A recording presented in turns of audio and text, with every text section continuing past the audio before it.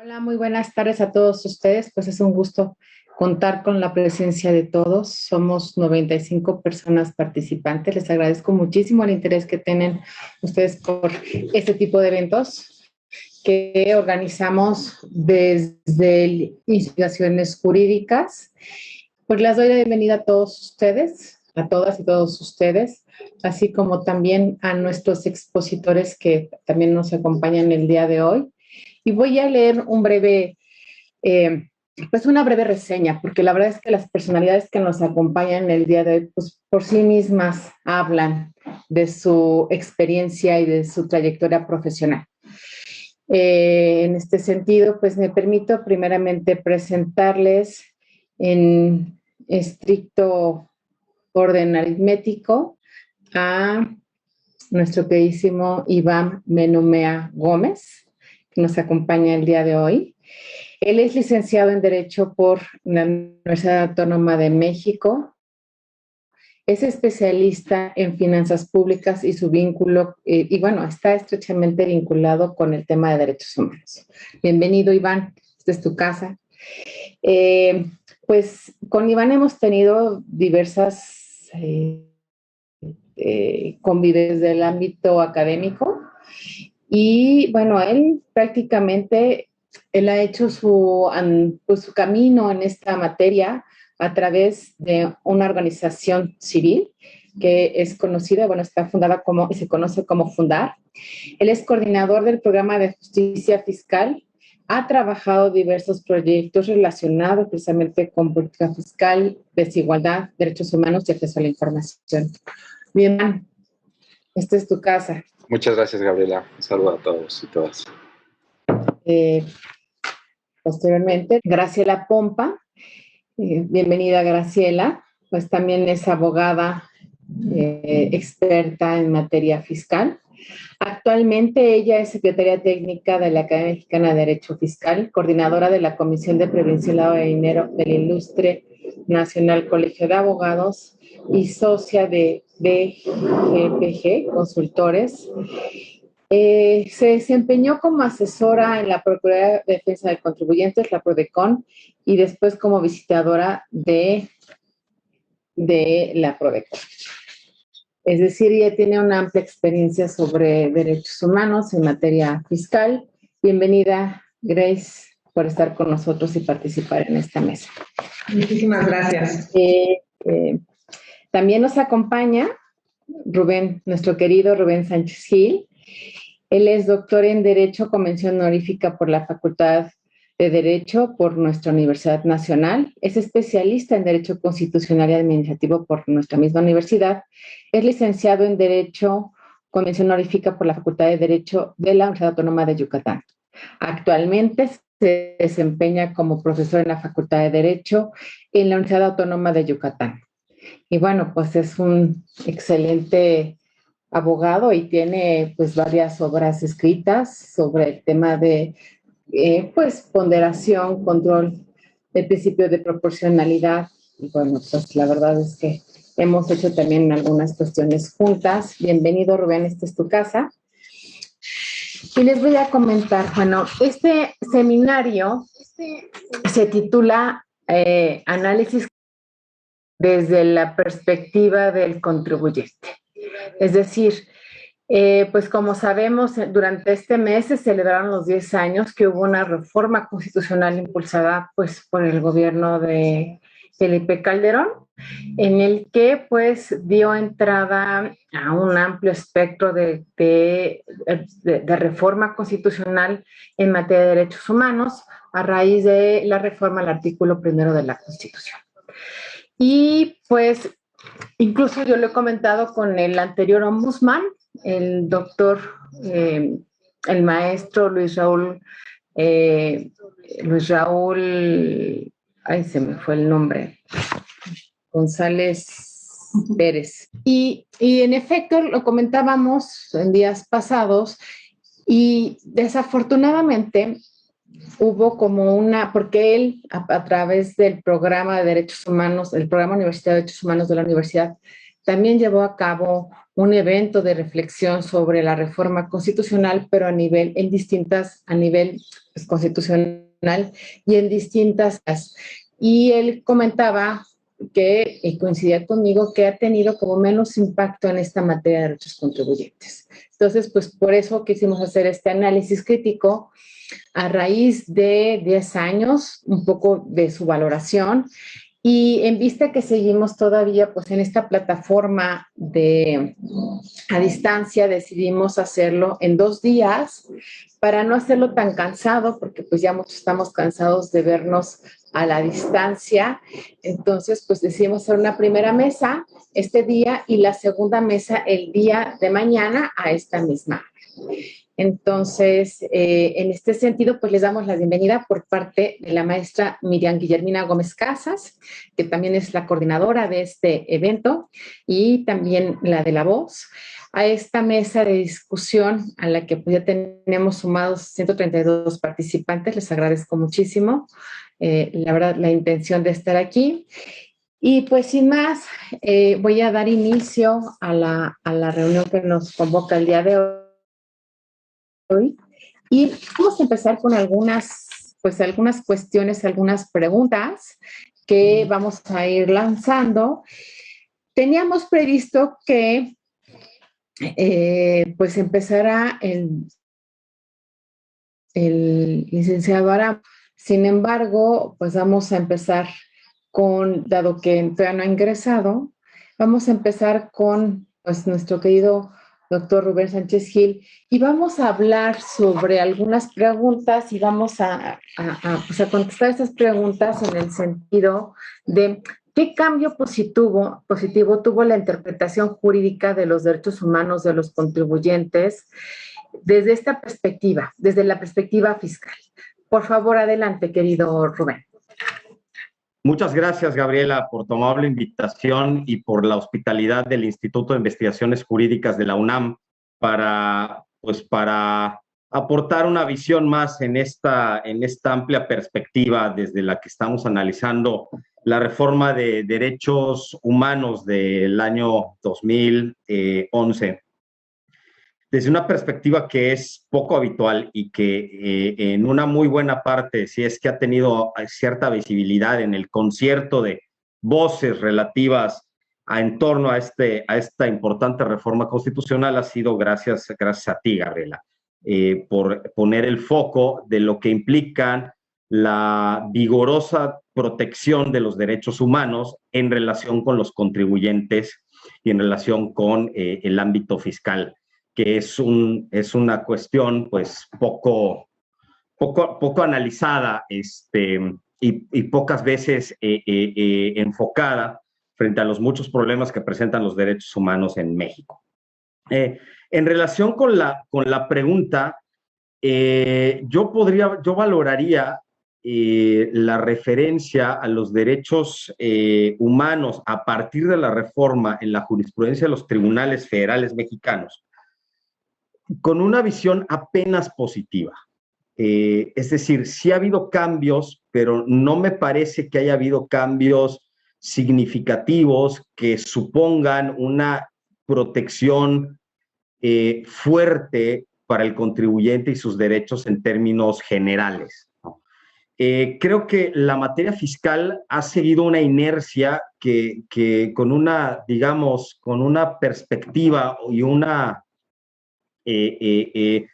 talante de la que venía teniendo en años atrás, en la cual en realidad no ha habido una atención detenida a lo que implica el derecho tributario y sus afectaciones a los derechos del contribuyente. Sin embargo, valoro positivamente esto, ya lo señalé, con una nota apenas positiva, porque sí ha habido algunos cambios en relación con la manera en cómo se veían las cuestiones fiscales constitucionales en otros tiempos, en particular en relación con la equidad tributaria y el uso del examen de proporcionalidad el uso vigoroso y generalizado del examen de proporcionalidad como herramienta para valorar las distinciones de trato que efectúa el legislador en el ámbito fiscal. algo que en realidad a mí me parece una inercia del uso de esta herramienta en otros ámbitos jurídicos, pero ya me abocaré a eso más adelante. Yo quisiera señalar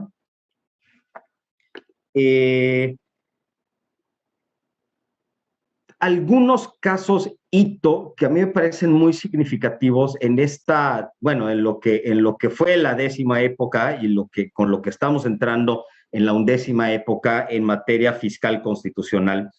Y lo divido nuevamente pues, en las dos grandes garantías tributarias, la de proporcionalidad tributaria, que en realidad es una referencia a la capacidad contributiva, y la equidad tributaria, que es la manifestación fiscal del principio de igualdad, como finalmente ya lo reconoció la Corte precisamente en la 10ª época, después de mucho tiempo en que se resistió a esta equiparación, ¿no? Y usó esta distinción formal entre que la equidad es para lo fiscal y la igualdad es para cualquier otra cosa y todo lo demás. Finalmente, ya en estos años, la Corte admite en algún precedente jurisprudencial que la equidad tributaria es la igualdad en materia fiscal, algo que resultaba pues, sumamente obvio para algunos de nosotros. Bueno, comienzo hablando de la proporcionalidad tributaria y las situaciones que a mí me llaman la atención en esta 10ª época. Creo que es positivo que se haya consolidado la idea de que la proporcionalidad tributaria en realidad corresponde al concepto de capacidad tributaria. La proporcionalidad tributaria que conocíamos antaño, entendida como la idea de que el impuesto no sea confiscatorio, hoy en día es realmente poco aplicable en términos generalizados. Es decir, ni en el ámbito fiscal ni en muchos otros ya no existen, o por lo menos ya no es generalizado, sino que se da de manera excepcional, el caso de violaciones constitucionales flagrantes. Las vulneraciones constitucionales hoy son sutiles, se deben, digamos, a una indebida apreciación del legislador o de las autoridades en cuanto a la importancia de los derechos fundamentales, las implicaciones de esos actos y cuestiones mucho más delicadas, sutiles, y por eso, por ejemplo, ha campeado en nuestra adjudicación constitucional, como en la del resto del mundo, el principio de proporcionalidad que exige un examen más pormenorizado, más sutil y más detallado de las cosas. Bueno, reconociendo la capacidad contributiva como proporcionalidad tributaria, o mejor dicho, que la proporcionalidad tributaria significa atención a la capacidad contributiva, esto ha sido algo muy bueno a mi parecer. Sin embargo, no creo que esto haya tenido la aplicación que sus implicaciones requerirían, ¿no? Especialmente en ciertos casos. Hay algunos casos que sí son muy llamativos y plausibles, tal es la situación del mínimo vital, que tú, Gabriela, conoces muy bien, ¿no? De hecho, en México, el mínimo vital surge, este concepto se toma de España, que a su vez lo tomó de Alemania, que fue quien creó este concepto de mínimo vital, en relación con un caso de ISR, ¿no? De que no puede gravarse el salario mínimo, porque si el salario mínimo es de acuerdo con la Constitución, pues aquello pues que apenas y da para poder sustentar los satisfactores sumamente elementales de la vida de una persona, pues no se le puede quitar una tajada a ese monto, porque entonces la persona tendrá el mínimo menos ese monto que ha sido destinado al pago de contribuciones. Así surge el mínimo vital, y el mínimo vital en México ha tenido pues una importante aplicación en distintos rubros. Si bien el caso del que estamos hablando del ISR proviene de la 9ª época, y además es muy admirable porque en esa ejecutoria se usa el concepto kantiano de dignidad humana, de que el ser humano, el ser con dignidad, no puede ser cosificado, utilizado como una herramienta, como un instrumento. Eso es algo muy destacable de esa ejecutoria. Pues posteriormente el mínimo vital ha tenido una aplicación relevante en el ámbito fiscal y en el ámbito en general constitucional de nuestra de la jurisprudencia de la Suprema Corte de Justicia de la Nación. Si bien este punto es plausible, creo que en otros aspectos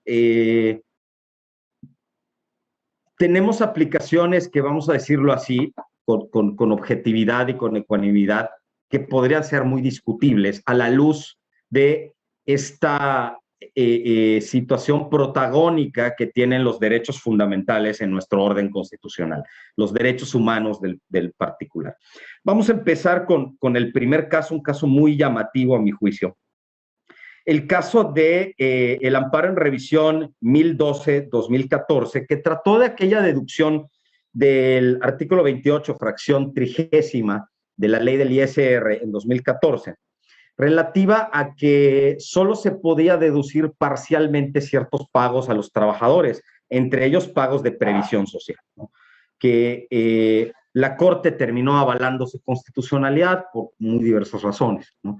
Desde mi punto de vista, esta es una resolución pues, que no se aviene con este concepto de capacidad contributiva, y así lo sostuve en algún otro evento que celebramos aquí en el Instituto de Investigaciones Jurídicas de la UNAM, precisamente en relación con ese tema. ¿Qué sucede cuando no se reconoce el gasto ni se deduce de la base gravable del ISR? Pues se cobran impuestos sobre un dinero que el contribuyente ya no tiene porque ya lo erogó para ciertas situaciones, ¿no? Pagos a sus empleados, prestaciones de previsión social y otro tipo de situaciones. Se trataba también de prestaciones que estaban exentas para el trabajador. Entonces, a mí me daba la impresión, ya esto es como extrajurídico, pues me da la impresión que en ese sentido el legislador tributario no buscaba quién se la hiciera, sino quién se la pagaba, y entonces resolvió el tema reduciendo la deducción.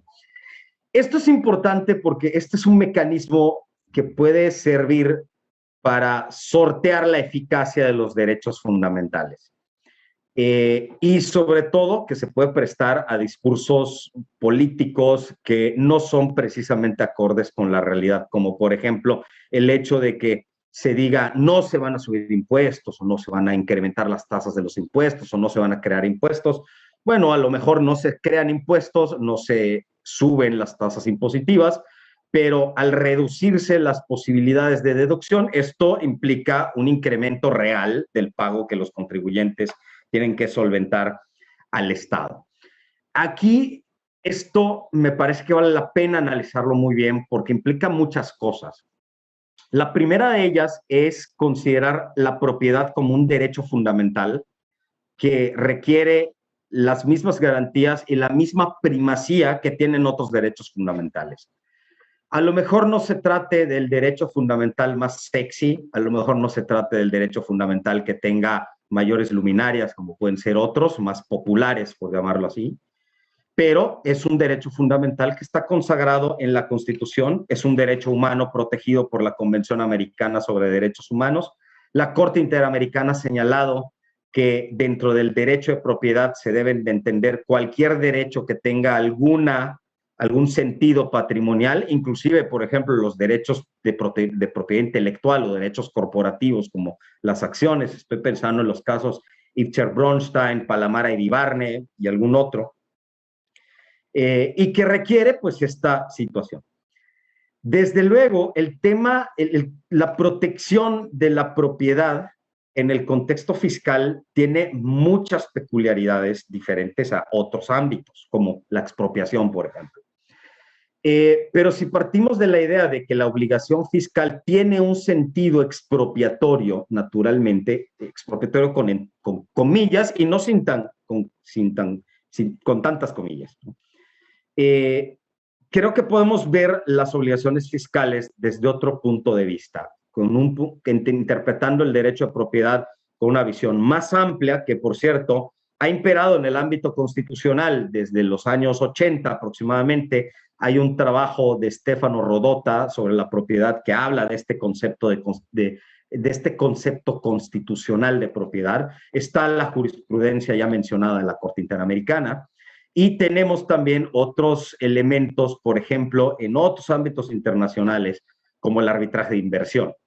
De hecho, esta idea de que las obligaciones fiscales tienen un sentido expropiatorio fue expresada en un arbitraje de inversión del que fue parte México, el caso Marvin Feldman contra México, ¿ya? Que se refirió precisamente a obligaciones tributarias. Y ahí el tribunal arbitral señaló esto. La obligación fiscal afecta el derecho de propiedad, una obviedad, una perogrullada, pero que no siempre reparamos en las implicaciones que puede tener esto desde el punto de vista fundamental y constitucional. Sin embargo, a pesar de que es un derecho fundamental, y esto viene a complicar la complejidad, pues se trata, digamos, de uno de los derechos fundamentales no tan fuertes, por decirlo de una manera aún conservadora. A diferencia, por ejemplo, del derecho a la vida, del derecho a la salud, del derecho a la igualdad, y sobre todo en ciertos aspectos como la igualdad de género y otro tipo de casos de igualdad que están relacionados en las categorías sospechosas del último párrafo del artículo 1 constitucional, o de la libertad de expresión o de otros derechos fundamentales, pues el derecho a propiedad viene a verse como un derecho menor. Y si nos atenemos al texto de nuestra Constitución, casi como un derecho que pues quién sabe por qué está ahí, porque se puede limitar e imponérsele las modalidades que al Estado le parezca mejor, y así lo dice la Constitución, ¿no? De suyo, esto ya es importante para la dogmática del derecho de propiedad, que implica una reflexión más amplia y demás. En alguna ocasión yo platicaba con el profesor Martin Borowski, un experto alemán, discípulo de Alexi en materia de proporcionalidad, y hablábamos de la aplicación del examen de proporcionalidad en el ámbito fiscal, y nuestra conclusión común fue que, bueno, no se le da tanta importancia a esta protección porque al final es, entre comillas, solo dinero, ¿no? Solo es dinero lo que está en juego, no está la salud de las personas, no está el proyecto de vida de las personas. Es algo que podemos discutir mucho porque al final del día el dinero sirve para impulsar los proyectos de vida de las personas, para obtener ciertos satisfactores, para muchas otras cosas más. Pero esto pone esta difícil y compleja situación de la defensa de la propiedad dentro del ámbito fiscal en relación con la obligación tributaria. Tenemos, por un lado, un derecho fundamental que hay que proteger y garantizar y darle una primacía. No sé en qué grado, pero darle una primacía jurídica por su rango constitucional, pero se trata de un derecho, digamos, de media tabla.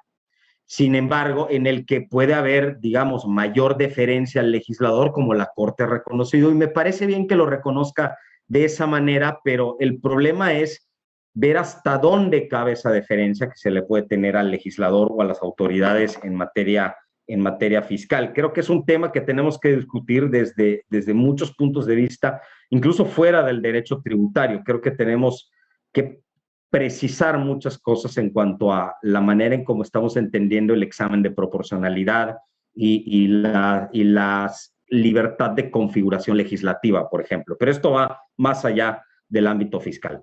Para resumir sobre este punto, digo, la defensa del derecho de propiedad, que a fin de cuentas es el afectado por la obligación tributaria, es compleja en el ámbito fiscal, lo admito. Sin embargo, creo que debe reforzarse la garantía que se le otorga por parte de los tribunales y prestar mayor atención a este tipo de afectaciones que pueden darse en relación con el derecho a la propiedad. Y para eso este amparo en revisión 1012-2014 me parece significativo en este aspecto.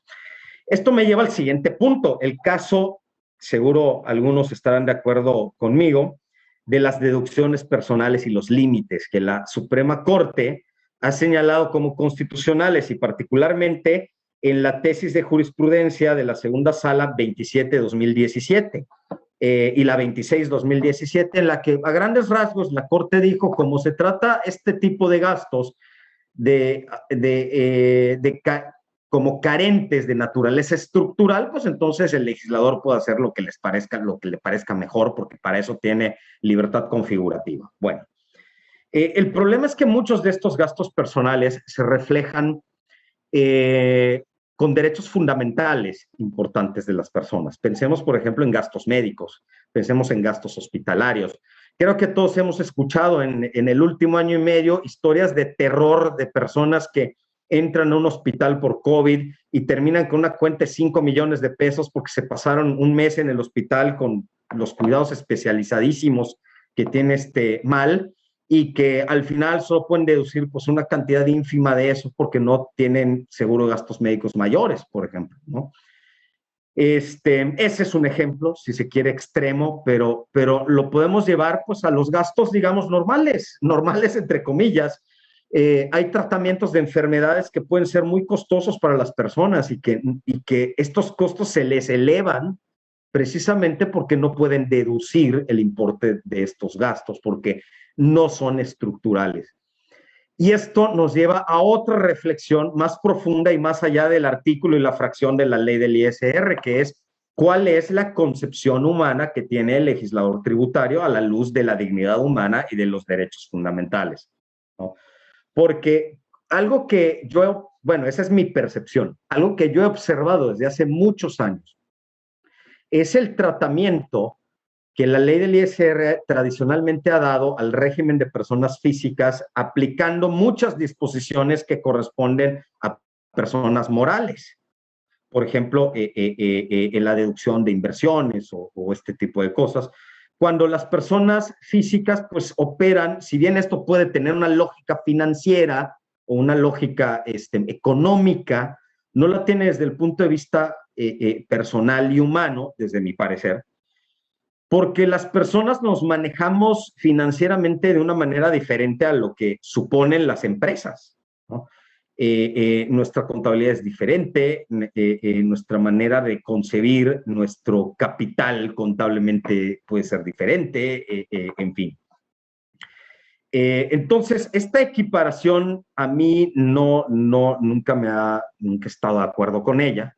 Y veo que en estas cuestiones de las deducciones personales, digo, por supuesto que hay una intención recaudadora del Estado, pero hay una falta de atención a esta concepción humanística que se está teniendo desde el punto de vista de las deducciones tributarias y este ámbito fiscal. Y aquí está el tema de las deducciones personales, que creo que es preciso considerar y volver a ver con ojos diferentes, con ojos más humanos en cuanto a lo que implica para una persona humana que tributa y que es contribuyente una gran cantidad de gastos que pueden corresponder y que además pueden tener desde muy diversos puntos de vista este carácter estructural del que habla la Corte. Digo, si yo estoy en el hospital y necesito salir, pues créame que necesito salir para volver a trabajar y volver a hacer dinero y volver a pagar impuestos. Entonces, hay una lógica también económica que tenemos que considerar en ese sentido,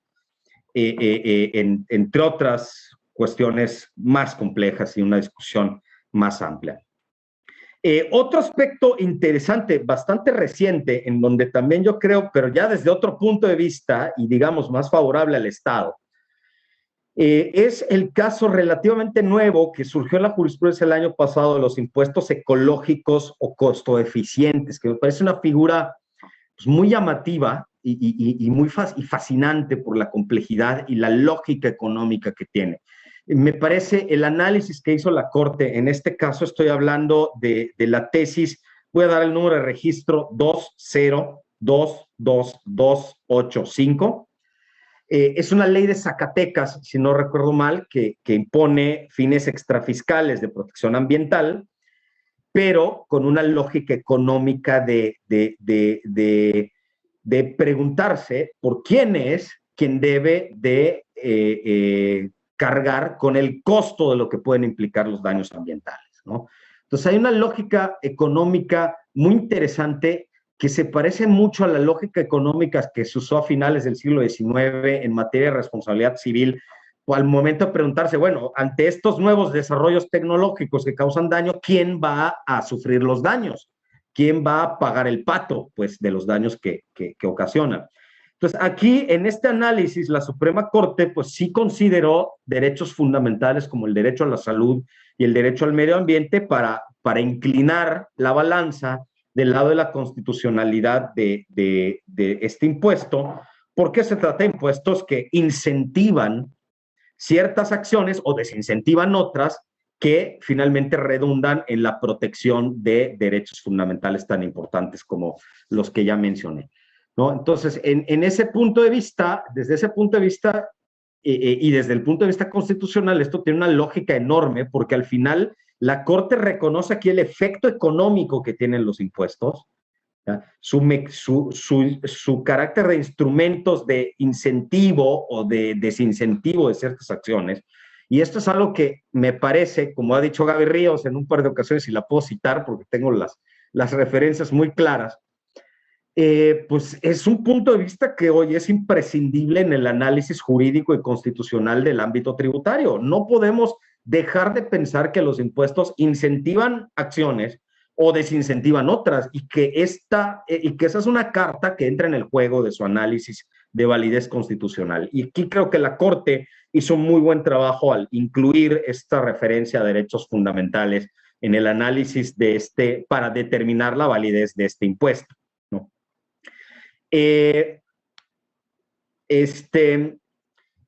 Otra de las dificultades en materia de proporcionalidad tributaria la hemos visto en la compensación de saldos a favor, ¿no? Esta creo que es una situación difícil, aunque creo, digo, contra mi simpatía inicial sobre el tema, creo que la Corte lo resolvió de una manera constitucionalmente correcta para un tribunal constitucional. La Corte aplica aquí un examen de proporcionalidad que finalmente le da una deferencia, reconoce cierta deferencia y reconoce cierta, digamos, autoridad, por llamarlo de alguna manera, al análisis que hizo el legislador en ese momento. Consideró que si el legislador considera que combatir la evasión fiscal y otro tipo de prácticas indebidas a través de esto y que esto puede contribuir, pues bien, esto es válido, aunque afecte un poquito la propiedad y los derechos patrimoniales de las personas en cuanto a que afecta su flujo efectivo. El diagnóstico de la Corte es correcto. Creo que podríamos discutir su valoración, podemos discutir el punto de vista que adoptó, pero en términos, el esquema, la estructura de su argumentación me parece correcta y atiende a un buen examen de proporcionalidad y al papel de la Corte como tribunal constitucional, que también tiene que respetar las facultades que tienen otros poderes constitucionales y la división de poderes que la misma Constitución impone. Decía yo, podemos tener valoraciones diferentes, pero en términos generales coincido con la resolución de la Corte en este tema, pues que fue bastante discutido en su momento porque a muchos contribuyentes no les gustó, no nos gustó en ese momento esta política implementada hace apenas un par de años. Finalmente, en cuanto a la equidad tributaria, resalto el gran avance que implica la generalización del examen de proporcionalidad para valorar las diferencias de trato legislativas. Antes, quienes llevamos algunos años en esto, recordaremos que el criterio de la Corte era tan abstracto y tan indeterminado que realmente no significaba nada. Una diferencia de trato será inconstitucional cuando no se apoye en razones objetivas. Bueno, ¿y cuáles son esas razones objetivas? Pues las que nos parezcan mejor en ese momento. Ese era el criterio, ¿no? El examen de proporcionalidad, si bien no soluciona todos los problemas de discrecionalidad que pueda haber y de valoración y aún de subjetividad, esto da para otra mesa. Por lo menos encausa el razonamiento y nos da una serie de factores que tenemos que revisar para determinar las diferentes, la valoración en la diferencia de trato. Básicamente, si persigue un fin legítimo, si es idóneo a si es necesario y si es ponderado. Esto es, compensa los perjuicios ocasionados al derecho fundamental, si este perjuicio es compensado por los beneficios que obtienen otros bienes constitucionales. Este examen ya está generalizado en términos generales en todo el examen de igualdad. Se le conoce como el examen de razonabilidad para determinar la igualdad, pero es esencialmente un examen de proporcionalidad en la fórmula alemana tradicional, con las peculiaridades que en México le hemos impuesto en distintos aspectos. ¿Ya? Y a mí me llama la atención un caso reciente, muy reciente, publicado en abril de 2021, o sea, hace apenas un par de meses en el Semanario Judicial de la Federación. Se trata de la tesis 2022995 del primer tribunal colegiado en materia administrativa del 16º Circuito de Guanajuato. En esta tesis se declara la inconstitucionalidad de algún artículo de la Ley de Ingresos del municipio de León, con base en un examen de proporcionalidad y con base en una vulneración a la equidad tributaria. En tanto, se imponían mayores cargas a los dueños de predios baldíos que no estén limpios y que no estén construidos, perdón, ¿ya? Diferenciando el trato entre los dueños de inmuebles o los inmuebles que sí están construidos de los que no tienen construcción. Y el tribunal dijo, bueno, pues sucede que esta diferencia de trato persigue un fin extrafiscal legítimo, proteger la salud y evitar que estos predios no construidos se conviertan en basureros informales y tal. Pues nadie discute lo plausible que es este fin, nadie discute que es loable proteger la salud, pero la medida no es idónea. Y en el primer paso del examen de proporcionalidad, ahí quedó esta disposición tributaria del municipio de León por parte, en el examen del tribunal colegiado. Que es esencialmente me parece muy significativo porque expresa y pone de manifiesto lo que implica de manera fundamental el examen de proporcionalidad en términos generales, en el ámbito de los derechos fundamentales. Que no basta perseguir o alegar que se persigue, peor aún, un fin legítimo para justificar cualquier medida que restrinja derechos fundamentales o afecte los derechos fundamentales, como en este caso es la propiedad de las personas, ¿no? Con base en una obligación tributaria. Tiene también que ser esta afectación idónea, necesaria y proporcionada en sentido estricto en relación con ese fin legítimo. No basta meramente alegar y decir, ay, es que pues queremos proteger la salud y ya estuvo, y eso como estas palabras mágicas ya son la llave para que sea válida cualquier restricción de los derechos o afectación de los derechos fundamentales. Esta tesis muestra esta utilidad esencial del examen de proporcionalidad, muestra la utilidad que puede tener en el ámbito de la igualdad y en particular en el ámbito de la equidad tributaria. Y pues nos lleva y muestra que este análisis más preciso, más exacto que el criterio antiquísimo de la Corte, pues es mucho más útil y mucho más razonable y mucho más defendible desde el punto de vista argumentativo para las decisiones que tenemos. Por estos motivos, muy brevemente expuestos, considero que si bien hay algún avance en materia tributaria, esto pues no es como tan significativo como se ha dado en otras áreas, debido a la reforma de derechos humanos. Creo que es importante que revaloremos el derecho de propiedad como un derecho fundamental y todo lo que implica. Creo que es importante que haya una mayor perspectiva de derechos y de control del poder en el ámbito tributario, cosa que de suyo no es fácil. Tenemos ahí el tema de la discusión de la Declaratoria General de Inconstitucionalidad y la materia tributaria para ver las dificultades que esto tiene, ¿no? Pero que creo que es necesario impulsar, por supuesto, desde las trincheras que cada uno de nosotros tengamos, ya sea desde la función como abogados postulantes, la función como legisladores o la función como jueces y juezas constitucionales. Muchas gracias a todos por su atención. Nuevamente mi agradecimiento a Gabriela Ríos y al Instituto de Investigaciones Jurídicas de la UNAM. Gracias. Muchísimas gracias, Rubén. Creo que nos has dado como un panorama muy completo de los avances en la interpretación de los derechos humanos a partir de esta reforma. Creo que eso es muy importante y esto era el propósito de esta mesa. Y yo nada más quisiera pues recordar Dos cuestiones. Una, el derecho de propiedad, si bien es cierto, puede ser un derecho que puede tener como una menor pesadez, por decirlo de alguna manera, a nivel constitucional. Recordemos que el derecho de propiedad ha generado revoluciones, ¿no? Entonces, creo que no hay que dejarlo en saco roto la argumentación sobre la validez del derecho a la propiedad y lo importante que permite a una persona tener propiedades para poder desarrollarse en su persona. Y otra cuestión es que me hiciste recordar la cita de esta última resolución de Guanajuato.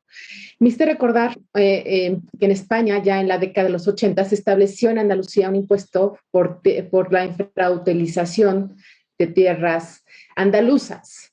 Y el Tribunal Constitucional conoció de este impuesto por la cuestión de inconstitucionalidad, porque como bien sabemos, allá no tienen los contribuyentes acceso al juicio de amparo, sino que fue a través de un órgano colegiado, tribunal, que alzó la cuestión al Tribunal Constitucional Español, y ahí se declaró inconstitucional este impuesto. Y se declaró inconstitucional este impuesto porque expresamente señaló que los impuestos no se pueden utilizar como meras penas o como sanciones. Y esto es lo que está utilizando. O sea, realmente un impuesto no puede utilizarse para cambiar conductas que sean como los impuestos tomados como si fuera una medida punitiva. Esa no es la finalidad del impuesto. La finalidad del impuesto siempre va a ser la finalidad de recaudar, siempre y cuando encontremos que el legislador puede encontrar dentro de sus políticas fiscales esta fiscalidad para cambiar y motivar comportamientos. Por supuesto que se puede utilizar este instrumento. Dicho esto, pues le daremos el uso de la voz a nuestro querido Iván Benubea, que ha impulsado litigios estratégicos, que es muy importante. En materia fiscal, yo sí he puesto por estos litigios estratégicos, porque ciertamente ya nos va a comentar nuestra querida Grace y también Rubén, que los litigios en materia fiscal, pues sí suelen ser costosos, ¿no? Porque no cualquier persona vende este conocimiento, no cualquier persona tiene acceso a ese tipo de juicio constitucional. Por eso yo valoro mucho lo que son los juicios estratégicos, los amicus curiae, para precisamente ir incursionando en este tema. Y en este caso tenemos dos cuestiones que llevaron a cabo a través de litigios estratégicos, a través de la Fundar, y que se han dado a lo largo de estos 10 años, y tenemos ejemplos que nos puede decir perfectamente Iván sobre estos casos. Por favor, adelante, Iván. Claro, muchas gracias, Gabriela. Muchas gracias, Miriam. Un saludo a todos, a todas las que están conectadas. Bueno, yo voy a hablar un poquito sobre los avances y pendientes en materia de derecho de acceso a la información pública en materia tributaria. Para quienes no conozcan el trabajo que hacemos en Fundar, bueno, somos una organización basada en la Ciudad de México que desde hace 20 años pugna por un gobierno más transparente, que rinda cuentas, que garantice los derechos humanos. Y tenemos un área especializada en justicia fiscal, donde analizamos, por ejemplo, la situación del gasto público, y más recientemente, a raíz de algunos litigios estratégicos, nos hemos involucrado también en la situación de la política tributaria. Desde nuestra organización creemos que uno de los grandes pendientes en materia de política fiscal en nuestro país es, en general, aumentar la recaudación. Hay quienes ven este problema o pretenden atenderlo desde una postura, por ejemplo, enfocada en reducir la informalidad. Nosotros más bien estamos enfocándonos y trabajando en analizar qué está sucediendo con el pago de impuestos por parte de la población con mayores recursos. Y la transparencia en ese sentido nos parece vital, ¿no? Digamos que han habido avances, pero todavía quedan muchos pendientes, como un poquito más adelante les explicaré. Esta es la estructura de la presentación. Primero voy a hablar un poquillo sobre lo que para Fundar y otras organizaciones de la región latinoamericana significa la política fiscal con enfoque de derechos humanos. Después hablaré sobre las tensiones constitucionales en torno al acceso a la información y el secreto fiscal. Hablaré después sobre los avances en materia de transparencia tributaria, después algunos pendientes y al final una pequeña conclusión. Bueno, desde nuestro enfoque, una política fiscal con perspectiva de derechos humanos implica aplicar todos esas normas, estándares, interpretaciones que ocurren a nivel internacional por parte de los organismos de derechos humanos a la política fiscal. Esta es una cita de un informe reciente de la Comisión Interamericana de Derechos Humanos, donde reconoce que los principios de derechos humanos, las obligaciones de derechos humanos, deberían ser parte de la formulación de la política fiscal. A manera de ejemplo sobre lo que implican estas obligaciones de derechos humanos dentro de la política fiscal, voy a hablar rapidísimo de algunos 4 principios que son reconocidos por parte de tratados internacionales, órganos de interpretación, que no han sido totalmente aplicados al momento de diseñar nuestra política fiscal. Por ejemplo, un principio reconocidísimo es la no discriminación, y ese principio aplicado a la política fiscal implicaría hacer mayores esfuerzos por recaudar por parte de los sectores de la población con mayores recursos, en lugar de depender de impuestos indirectos que afectan a las personas de menores recursos, donde las mujeres son más, por supuesto, bueno, tristemente, y un impuesto como el IVA a productos de gestión menstrual, que es una iniciativa que hemos impulsado desde la colectiva Menstruación Digna México, justamente transgrede este principio de la no discriminación. Otro principio considerado en el pacto, en el PIDES, que es el máximo uso de recursos disponibles, y este principio aplicado a la política fiscal implicaría que se hagan más esfuerzos por combatir la evasión fiscal y que se analice la situación de los beneficios fiscales, o también conocidos como gastos fiscales, gastos tributarios, que son regresivos y muchas veces o prácticamente siempre injustificados.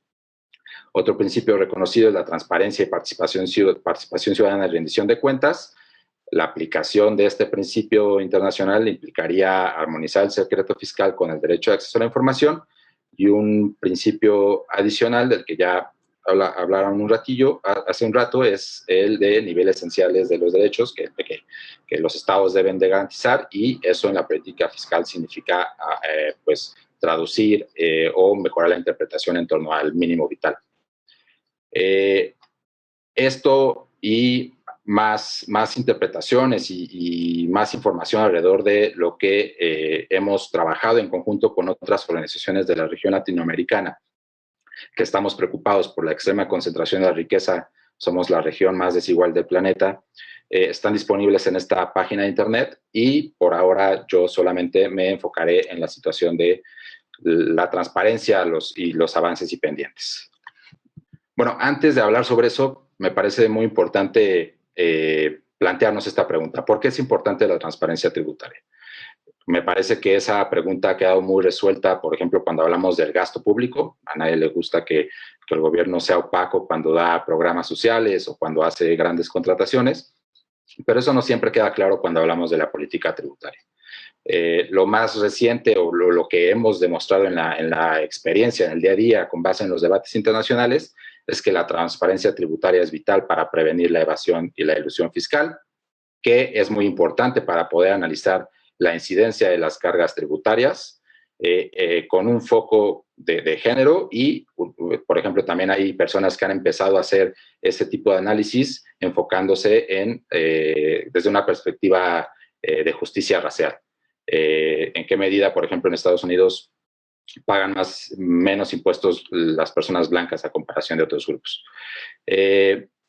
Otra razón por la que es importante avanzar en la transparencia tributaria es que es vital para saber si los gastos tributarios, los beneficios fiscales que da el Estado están siendo positivos, están logrando sus propósitos, o si, por el contrario, en realidad solamente están beneficiando a contribuyentes que en realidad no lo necesitan, que es en realidad la norma en nuestro país. Actualmente, debido al mal diseño de muchos beneficios fiscales, estamos financiando, estamos financiando la educación, la salud, el acceso a la vivienda de las personas que ganan lo mismo que un multimillonario en Estados Unidos, Israel y los países más avanzados.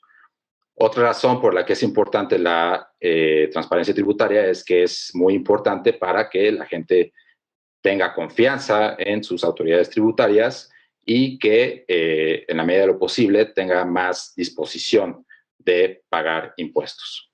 Una vez reconocido o resuelto estas preguntas, voy a hablar un poco sobre lo que la situación constitucional alrededor del acceso a la información en materia tributaria y lo que yo planteo y he tenido oportunidad de analizar en los últimos años es que en realidad el derecho de acceso a la información en materia tributaria no está armonizado y prácticamente depende de lo que digan las excepciones al secreto fiscal. Ahorita explicaré un poquillo más sobre eso, pero bueno, reconozcamos que el derecho de acceso a la información pública parte del principio de máxima publicidad.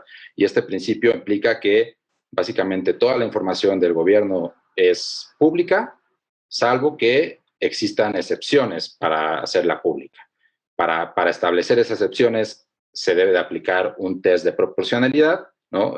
Un test de publicidad y en casos muy concretos, en caso por caso, el Estado debe demostrar que esa información no puede ser pública.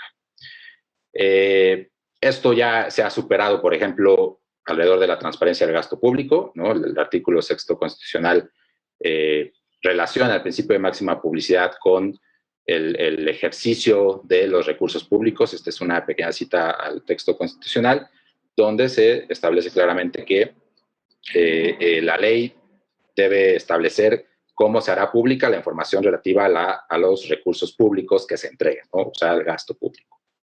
Y en materia tributaria no tenemos una disposición similar. Y en cambio, lo que ocurre actualmente es que todo está reservado y, salvo algunas excepciones, puede publicarse. Y esta situación es provocada porque el secreto fiscal, una institución, una figura jurídica creada hace por lo menos 60 años, no se ha actualizado de la misma forma en lo que ha venido sucediendo en otros países.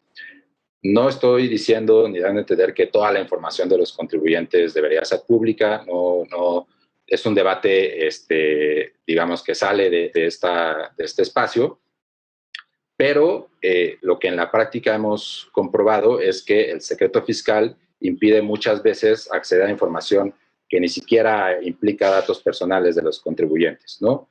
Es muchas veces imposible conocer cuánto recaudan por un concepto en específico en materia de ISR, por ejemplo. Hemos pedido información, por ejemplo, sobre cuánto, como en Fundar estamos analizando la situación o la posibilidad de crear un impuesto a las herencias y donaciones. Hemos solicitado datos agregados sobre lo que significa, lo que los contribuyentes reportan por esos conceptos, y una de las razones que suelen argumentar las autoridades hacendarias es que esta información está protegida por el secreto fiscal. A pesar de esa tensión, que es, digamos, un obstáculo ya en sí mismo para afirmar que el derecho de acceso a la información en materia tributaria a raíz de la reforma constitucional de derechos humanos ha ampliado su margen de protección, la realidad es que han habido algunos avances. En 2014, por ejemplo, se legisló en la Ley General de Transparencia la obligación de transparentar los nombres y montos de las personas a quienes se les condonaron créditos fiscales. Y esta es precisamente una excepción al secreto fiscal, contemplado en el artículo 69 del Código Fiscal de la Federación, donde el argumento que en su momento se dio para establecer esta obligación de transparencia fue que era algo muy importante y que para analizar nuestra política fiscal, y que además había cierta presión por parte de la ciudadanía para conocer qué contribuyentes se apartaban del principio de generalidad tributaria. Otro avance que se dio recientemente a raíz de un litigio que implementamos desde Fundar desde el 2016 y que concluyó en 2019, cuando nosotros litigamos el acceso a la información sobre las personas a quienes se les habían condenado impuestos a través de las amnistías fiscales de 2007 y 2013. En fin, al final se dictó esta jurisprudencia por parte de un pleno del circuito, donde se reconoce que en materia de condonación de créditos fiscales, las personas no tienen derecho a oponerse a la revelación de sus datos. Este es un tema muy importante. Voy a intentar resumir ese litigio. Lo que sucedió hace un par de años es que nosotros solicitamos la información sobre a quienes les condenaron impuestos a través de las amnistías fiscales de 2007 y 2013. El SAT se negó a darnos la información, el INAI nos dio la razón, pero el SAT no cumplió con esa orden del INAI. Nosotros interpusimos un amparo, el SAT perdió en segunda instancia, y cuando eso ocurrió, los grandes contribuyentes del país comenzaron a ampararse en contra del INAI, justamente porque estaban pidiendo la protección de sus datos personales. Comenzó un enramado jurídico y el litigio se extendió de más, hasta que finalmente, digamos que ganamos el caso porque obtuvimos, digamos, esos obstáculos que habían ocurrido durante mucho tiempo, finalmente se resolvieron en parte a esta jurisprudencia. Y esta es una consecuencia de la falta de armonización entre el derecho de acceso a la información y el secreto fiscal, perdón, de la falta de armonización del secreto fiscal con el derecho de acceso a la información. Otro avance fue la política de SAT más abierto, una política que ha quedado en el olvido por parte de esta administración. SAT más abierto fue una iniciativa por parte del SAT que ocurrió en 2018, en donde se publicaron de manera anónima estadísticas sobre el pago de ISR por parte de quienes presentan su declaración anual, pero también por parte del personal, las personas asalariadas. SAT más abierto en su momento fue anunciado como un evento de suma importancia para la transparencia tributaria del país. En muchos países desarrollados, las bases de datos que contienen millones de registros han comenzado a publicarse porque hay una presión de ciertos sectores de la sociedad civil y de la academia para conocer en qué medida la política tributaria de un país está beneficiando o no a las personas de mayores recursos. Y en su momento esto se anunció como una manera de actualizarnos en torno a esos debates internacionales. Hoy, lamentablemente, esa política ha dejado de actualizarse. Independientemente de ello, SAT más abierto en realidad hizo, digamos que el proceso de anonimización, o sea, el proceso en lo que se elimina un RFC y el nombre de una persona y luego se ajustan los datos contemplados en una declaración anual para que sea imposible identificar por otras vías quién es el nombre de quién es la persona ahí reportada. Al final fue hecho, ese proceso fue, la verdad, mal hecho y la información no es realmente útil. Lo que quiero decir básicamente es que estas bases de datos fueron alteradas para que no conociéramos los datos brutos de las personas, y eso, los datos fiscales brutos de las personas alrededor de los ingresos, deducciones, pago de impuestos. Y al final, lo peor es que esa política no ha mejorado, a pesar de que la ley de ingresos en un transitorio, la ley de ingresos 2017, establece que esa información debería publicarse cada 2 años. Finalmente, otro avance es los cambios que han habido alrededor de la obligación por parte de la Secretaría de Hacienda de publicar el presupuesto de gastos fiscales. Este presupuesto se publica cada 30 de junio y reúne todos los beneficios fiscales que a nivel federal existen. En los últimos años, este presupuesto ha incluido mayor información. Por ejemplo, ahora todas las exenciones en materia de ISR se transparentan identificando a qué grupos de la población benefician, particularmente en función de su nivel de ingresos. Y también hay otro tipo por ejemplo, ahora sabemos que las deducciones personales son concentradas por hombres, ¿no? Que son en realidad políticas que benefician más a los hombres en lugar de las mujeres. En fin, estos son algunos avances que creo que me parecen muy importantes, que han hecho de algún modo reducir los límites reducir, digamos, la protección del secreto fiscal, pero sin duda todavía hay muchos pendientes. Aquí voy a hablar muy brevemente. Bueno, ya hablé un poquillo sobre la importancia de armonizar el secreto fiscal con las normas de derechos humanos. El siguiente punto tiene que ver con algo que desde acá hemos explorado, que es considerar que el artículo 134 constitucional, que regula la obligación del Estado de ser transparente alrededor de los recursos económicos estatales, debería ser la base para avanzar en la transparencia tributaria.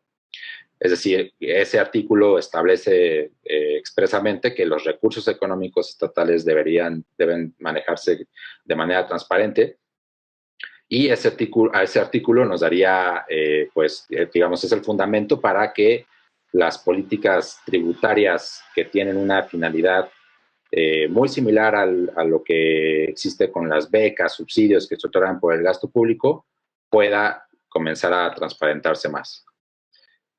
Otro pendiente, ya conté un poquillo, es reforzar la política de SAT más abierto. Otro pendiente que ha sido impulsado por una organización internacional que la verdad admiro mucho su trabajo, se llama Tax Justice Network, es la obligación de reportar los informes país por país. Estos informes han comenzado a intercambiarse entre jurisdicciones para analizar o para reducir la ilusión fiscal por parte de los contribuyentes. Y hay un sector de la sociedad civil que exige que esos reportes sean transparentes para que podamos analizar en qué medida las multinacionales aprovechan otras jurisdicciones para pagar menos impuestos. Otra política muy importante que quizás es la política más importante para acabar con las empresas fantasmas y la desviación de recursos públicos, la evasión tributaria, el financiamiento del terrorismo, en fin, es la política de beneficiarios reales, es decir, establecer registros públicos accesibles para todas las personas, en donde se establezca por ley quiénes son los beneficiarios o las personas de carne y hueso que están detrás de empresas en distintos tipos de empresas, en lugar de que ahora, por ejemplo, solamente tenga que registrarse a una persona a partir de un cierto monto de participación en una sociedad. Otro aspecto sobre el cual hemos profundizado más en fundar particularmente es la importancia de transparentar los gastos tributarios, o sea, las políticas económicas y estatales que da el Estado a través de la vía tributaria, independientemente de su temporalidad. Esto lo explico muy brevemente. Desde el 2007 han ocurrido 4 amnistías fiscales que han provocado pérdidas recaudatorias muy importantes. La más reciente fue el programa de repatriación de capitales del 2017, donde, si recuerdo bien, se ofrecieron tasas reducidas de ISR para los contribuyentes que tuvieran recursos ocultos en el extranjero, bueno, que no los hubieran declarado aquí en México. Y el beneficio fiscal fue básicamente, si regresas esos recursos al país, te ofrecemos una tasa de 8% de ISR, independientemente de si eres persona física o persona moral. Gracias a ese programa lograron regresarse al país alrededor de 300 300 millones de millones de pesos, o sea, un poquito más del 1% del PIB. Y de ese monto, lo único que pudo recaudar el Estado mexicano fueron 20,000 millones de pesos. Independientemente del contexto internacional que dio origen a este gasto tributario, que fue, digamos, este programa de repatriación de capitales, que en buena medida fue provocado por la reforma fiscal de Donald Trump. Un problema de este programa fue que, en primera, se creó a través de un decreto presidencial, y eso desde mi perspectiva es totalmente inconstitucional porque modificaron la tasa, y eso es algo que solamente puede hacer el legislativo. Pero bueno, un problema de este programa fue que el presupuesto de gastos fiscales, el que les contaba hace rato, nunca lo reportó, no hubo información sobre el impacto, si logró sus objetivos o no, cuántas personas se beneficiaron, en fin. Y al final eso lo pudimos conocer porque la Auditoría Superior de la Federación hizo un análisis de ese programa. Y la razón por la que esa amnistía fiscal no se transparentó fue porque se implementó en un periodo breve de tiempo, es decir, me parece que duró alrededor de enero a abril del 2017 y luego tuvo una extensión, pero por ley Hacienda solamente tiene la obligación de transparentar los gastos hasta una fecha límite que es el 30 de junio. Es decir, si tú apruebas un gasto tributario parecido a una amnistía fiscal el 1 de julio, puedes no reportarlo si eres la Secretaría de Hacienda. Ese es un problema serio que ha limitado la posibilidad de conocer en general los resultados de las amnistías fiscales de otros sexenios. Y ya finalmente, nos parece también que un pendiente importante es la identificación de beneficiarios, por lo menos de estímulos fiscales. Aquí hay una discusión que es muy, muy profunda, o por lo menos creo que se sale de este espacio, pero si reconocemos que los gastos tributarios, las deducciones, exenciones, estímulos, tasas reducidas, bla, son en realidad políticas económicas que no se distinguen, o sea, que para el contribuyente en términos de su bolsillo significa prácticamente lo mismo que le den un subsidio o una beca. Entonces, digamos que hay razones para que podamos conocer quiénes son esas personas, ¿no? Al final del día, un problema global, no solamente de México, es que hay demasiada información sobre las personas que viven en pobreza, pero poca sobre las personas que viven, que acumulan tanta riqueza. Y si al final del día los gastos tributarios son políticas económicas, deberían también ser transparentes, independientemente de hasta qué medida, cuánta información, si debería transparentarse todo el nombre o no sé, por lo menos creemos que los estímulos fiscales que existen deberían ser transparentados. Esto también lo ha documentado el Fondo Monetario Internacional. Hay como una tendencia al respecto, porque los estímulos fiscales son apoyos para incentivar un sector específico de la industria, de un sector económico, y desde ahí, digamos, es importante conocer si todos estos beneficios fiscales que suelen otorgarse están siendo utilizados bien o mal por parte de las empresas. Finalmente, a manera de conclusión rapidísima, me parece que todavía tenemos pendiente impulsar la regulación del derecho de acceso a la información en materia tributaria por todas estas razones. El secreto fiscal es la norma en materia tributaria. En otros aspectos de la política estatal ya hay bastantes precedentes y damos por sentado que es información que debería ser pública, pero en buena medida, como consecuencia de toda la información que actualmente protege el secreto fiscal, no existe realmente una regulación en torno al derecho de acceso a la información cuando estamos hablando de cuántos impuestos y en qué medida pagan los sectores de mayor riqueza en este país. Eso es todo. Si quisieran conocer más sobre nuestros análisis en torno a la política de gastos tributarios, cómo estos se distribuyen sí o sí en favor de las personas de mayores ingresos y que probablemente hubieran ido a seguramente hubieran inscrito a su hijo en una escuela privada si no existiera un gasto tributario para la educación. Bueno, en fin, hay bastante evidencia ya sobre, digamos, el impacto distributivo de estos gastos y cómo, pues, al final terminan siendo las personas más ricas quienes aprovechan estos subsidios que se dan a través del marco tributario. Es todo. Muchas gracias. Muchísimas gracias, Iván, por tu exposición sobre este tipo de juicios que llevan a cabo. Y aquí, bueno, pues lo que observamos es que pusiste la nota sobre el derecho al acceso a la información tributaria, que ha sido un derecho que se ha construido desde estos litigios y también lo hemos construido desde la academia. Pues sin más, le doy el uso de la voz a Graciela Pompa y ella nos va a hablar respecto a esta pregunta que le vamos a hacer. ¿Qué otros medios ha usado el contribuyente para la protección de los derechos y cuál ha sido el papel que ha desempeñado la PRODECON en estos últimos 10 años a la luz de esta reforma del artículo 1 de la Constitución Federal? Muchísimas gracias, Graciela.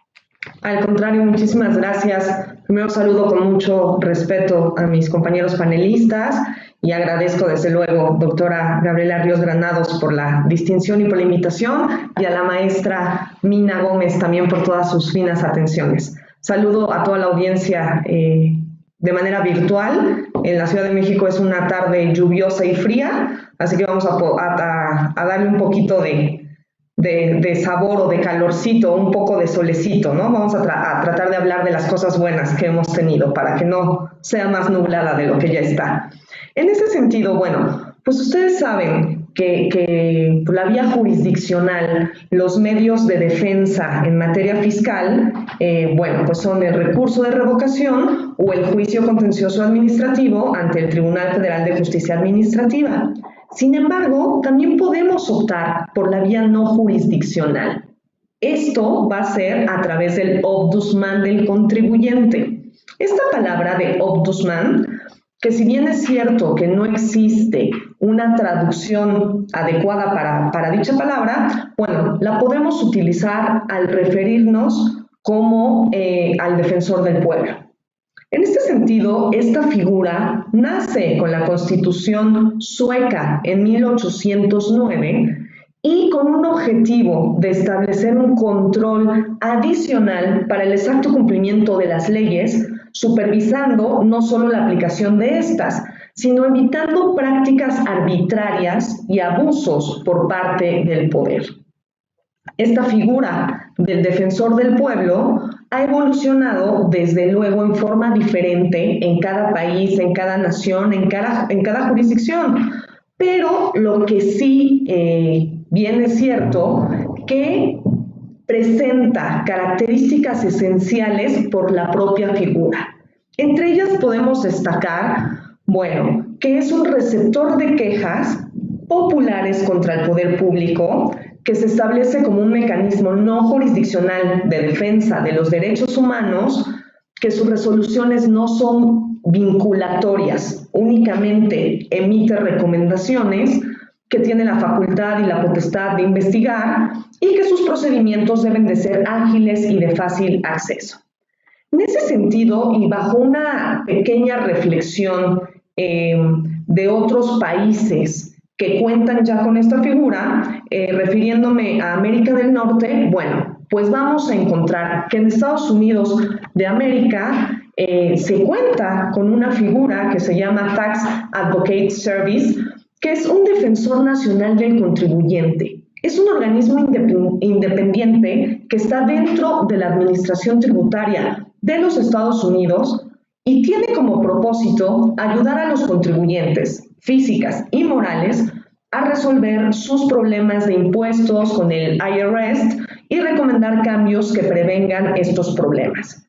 Si nos vamos más arriba, en Canadá, también se cuenta con la oficina del Tax-Based Ombudsman, que es un organismo independiente de la administración tributaria canadiense que fue creado en el año 2007 y que pretende garantizar los derechos contenidos en la Carta de Derechos de los Contribuyentes de Canadá.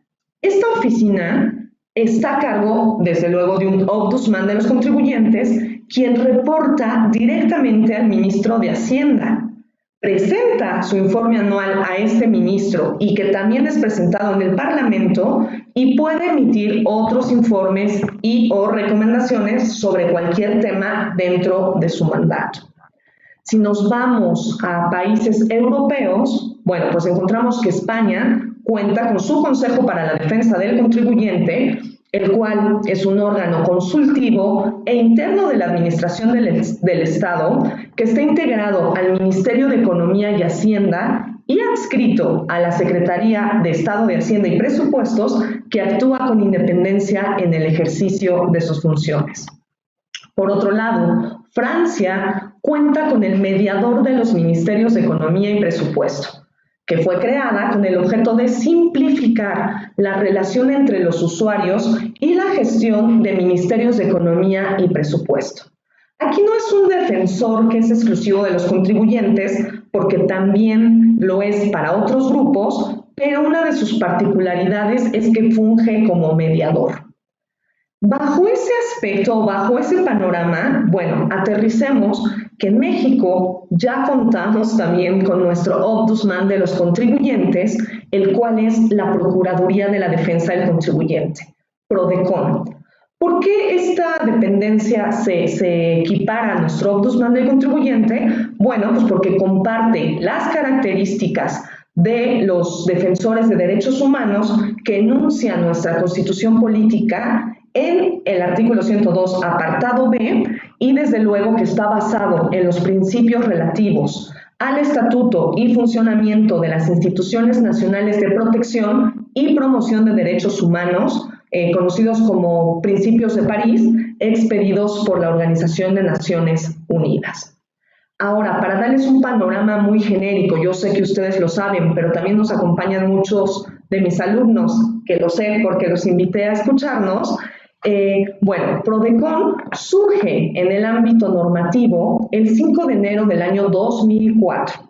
Esto fue por una adición que se hace al artículo 18b del Código Fiscal Federal. Sin embargo, es importante precisar que formalmente se crea hasta el 4 de septiembre del 2006 con la publicación del decreto por el que se expide la Ley Orgánica de la Procuraduría de la Defensa del Contribuyente en el Diario Oficial de la Federación, y este decreto es el que va a regular su funcionamiento y la estructura de la misma.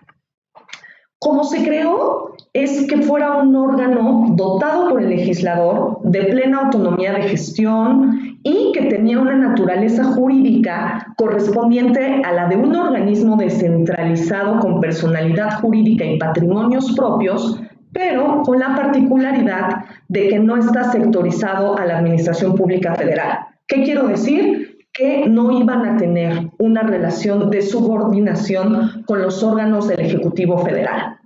Asimismo, si nosotros analizamos los supuestos, los 4 supuestos que acabamos de mencionar, bueno, la mayoría de ellos son parte o reportan o están inmersos dentro de sus propias oficinas de recaudación, pero siempre tiene que haber un arroz en el camino de muchas cosas que pasan en México, y esta vez no fue la excepción, ¿no?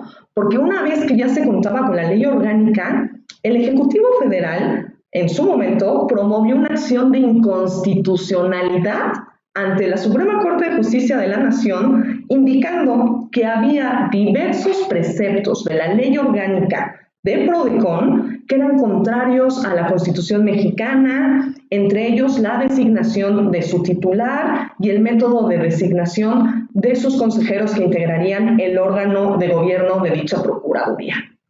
Bueno, unos años más tarde, cuando el Pleno de la Suprema Corte de Justicia de la Nación decreta la invalidez de la forma de designación, pero que sí deja el método original previsto en la ley para la propia elección, bueno, se emite el fallo en el año 2008, y por este fallo pues el propio Congreso de la Unión tuvo que hacer las reformas necesarias a la ley orgánica para subsanar los preceptos declarados inválidos por la Corte, y estas reformas fueron publicadas hasta el 7 de septiembre del año 2009.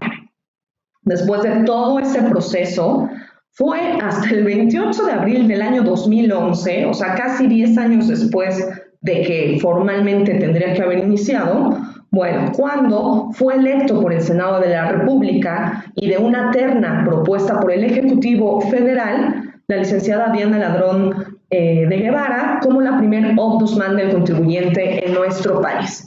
Y fue finalmente hasta el 1 de septiembre del 2011 que Prodecon abre sus puertas al público. Esto demuestra que ha sido complicado para el Estado mexicano, y no me refiero nada más a este gobierno, viene desde tiempos atrás en los que no les gusta tener una figura que pueda defender al contribuyente, ¿no? Cuando lo que no han entendido es que no se trata de un defensor per se, se trata de una institución que fortalezca la relación tributaria entre el contribuyente y el Estado. Lo he dicho yo en otros foros, ¿no? ¿Qué pasa con Estados Unidos? La gente, aunque tenga condición de ilegal, paga sus impuestos. Uno, porque su sistema tributario es fácil, es simple. Y dos, porque también eso les da incentivos para que en caso de que quieran buscar la nacionalidad, pues le da como puntitos. Aquí ya lo comentaban de manera puntual tanto Iván como don Rubén, ¿no? Pues aquí estamos en un retroceso, o estamos viendo de manera contraria. Los cautivos somos los que siempre se nos mete más la mano, ¿no? Se nos carga más la mano. Pero bueno, retomemos con el tema de Prodecon. Ya dijimos que a partir del año 2011 entra en funciones, y también quiero compartir una breve anécdota al respecto. Yo tuve la oportunidad de participar con Prodecon desde su creación. Yo me incorporé en su creación y literal estábamos todas las áreas involucradas en un ala que nos prestaron en un edificio de Plaza Inn al sur de la Ciudad de México. Estaban ahí las subprocuradurías, todos trabajando con sus propias computadoras, sin cobrar por varios meses, con ese único ímpetu de poder ser parte de esta dependencia que rompió los paradigmas y que iba a ser el primer defensor de derechos humanos de los contribuyentes, situación que después se fortaleció con la reforma constitucional en materia de derechos humanos, donde también se reconocieron los derechos de las personas morales. Ahora bien, Prodecon se le va a considerar como el organismo especializado en materia tributaria, y que a los contribuyentes en su figura de obligado directo los puede ayudar ante dependencias como el SAT, Profeco, CONAGUA y autoridades coordinadas, y bajo la figura del patrón como obligado solidario ante el IMSS, el Infonavit o el ISSSTE. Dentro de sus atribuciones, voy a mencionar solo algunas por cuestión de tiempo, pero bueno, Prodecon dentro de sus atribuciones brinda asesoría y consulta. Este servicio, desde luego, tiene fundamento en la fracción primera del artículo 5 de su ley orgánica y consiste en conocer y atender las problemáticas de los contribuyentes respecto de actos de autoridades fiscales federales. Este servicio va a iniciar cuando el contribuyente le expone su caso en particular a un asesor, para lo cual tiene que entregar, obviamente, los antecedentes y la documentación necesaria que va a apoyar su solicitud. Aquí es importante recalcar que en la asesoría y consulta, o en la mayoría de sus trámites de Prodecon, se pueden hacer vía correo electrónico, vía telefónica, vía su página de internet, a través de unos formatos que se han creado para lo anterior, o acudiendo directamente a la Oficina Central de la Ciudad de México o alguna de las delegaciones con las que cuentan en la República Mexicana. También es importante aquí recalcar que no importa si eres un pequeño contribuyente, una pyme, un asesor de una gran empresa, cualquier persona puede acudir a Prodecon a obtener estos servicios, ya que, repito, es una institución que cuenta con especialistas en la materia. Por su parte, también tiene el área de quejas y reclamaciones, el cual va a tener su fundamento, pero en el artículo 5 de la Ley Orgánica, pero en la fracción tercera, y con esta, su objetivo es conocer e investigar los actos de las autoridades fiscales. Aquí el procedimiento va a iniciar con la presentación de una queja de manera formal, por así decirlo, presencial, del contribuyente, y podría concluir con una recomendación pública no vinculatoria. Recordemos que los ombudsman son tigres sin dientes, justamente porque su figura nace del ombudsman con las características previas que comentamos hace unos momentos. Por otro lado, Prodecon también puede brindar representación legal y defensa. Esto con su fundamento en la fracción segunda del artículo 5 de la Ley Orgánica, y lo que hace Prodecon es representar al contribuyente ante la autoridad correspondiente, ya sea con recursos administrativos, ya sea ante el Tribunal Federal de Justicia Administrativa, y va a dar un apoyo al contribuyente desde el inicio. ¿A qué me refiero? Va a emitirles un dictamen jurídico en el que le va a dar a conocer al contribuyente la estrategia legal que se va a seguir. Va a acompañarlo en todo el proceso, le va a explicar plazos, términos, qué puede suspender el procedimiento, las garantías, etc. Esta parte me parece sumamente importante y loable, sobre todo porque hay que señalar que todos los trámites de Prodecon son gratuitos. Justamente lo que comentaba la doctora Gaby hace unos momentos. No cualquier contribuyente tiene el acceso para pagar un abogado especializado, y en Prodecon te representan en todos los aspectos y en todos los momentos de manera gratuita. Finalmente, Prodecon tiene una figura relativamente nueva que entra en vigor a partir del año 2014, que son los acuerdos conclusivos. Estos acuerdos conclusivos, que se encuentran regulados a partir del artículo 69C del Código Fiscal de la Federación, y que son un medio alternativo de solución de controversias, con el cual el contribuyente al que le estén practicando, ya sea una visita domiciliaria, una revisión de gabinete o una revisión electrónica, y que no esté de acuerdo con los hechos o con las omisiones asentadas en la última acta parcial, en el acta final, en el oficio de observaciones o en la resolución provisional, puede solicitar a través de la Prodecon un acuerdo conclusivo. ¿Cómo funcionan estos acuerdos conclusivos? Se le solicita a la Prodecon le da vista a la autoridad que está llevando desde luego las facultades de comprobación, y de aceptarlo se podrían llevar mesas de trabajo, se podrían llevar diferentes reuniones donde Prodecon actúa como un mediador justamente para pues dirimir esas controversias, esas observaciones o esos pagos de impuestos no enterados en su momento, ¿no?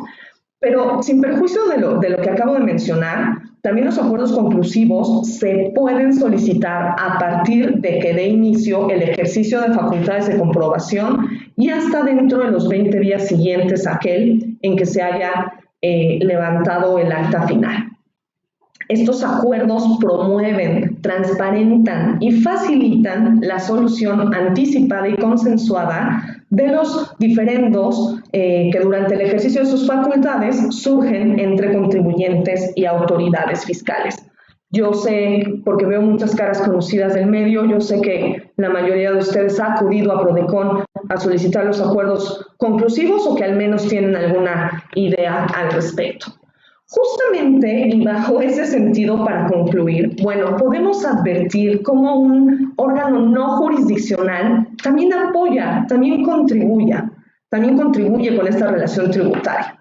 ¿Por qué? Porque datos obtenidos en las propias páginas de Prodecon, y en el año 2019, alcanzaron una cifra de 1.068.500 servicios brindados a los pagadores de impuestos lo cual representó un crecimiento total de 8.921% si se compara con tan solo los 2.874 contribuyentes que se atendieron en su primer año de operación. Respecto a los acuerdos conclusivos, bueno, también es un hecho que no, y era justamente lo que comentaba al principio, que Prodecon no nada más defiende porque sí. En esta área de acuerdos conclusivos, a través de esta figura, Prodecon coadyuvó a recaudar para la hacienda pública 9,000 millones de pesos, 181% más de los registrados en el mismo periodo del año 2020. Entonces, no encuentro una falla, ¿no? También cabe recalcar que a pesar de la pandemia, del encierro y de las situaciones virtuales, Prodecon no ha dejado de brindar sus servicios y en el año 2020 alcanzó una cifra histórica también al recaudar más de 15.500 millones de pesos a través de acuerdos conclusivos.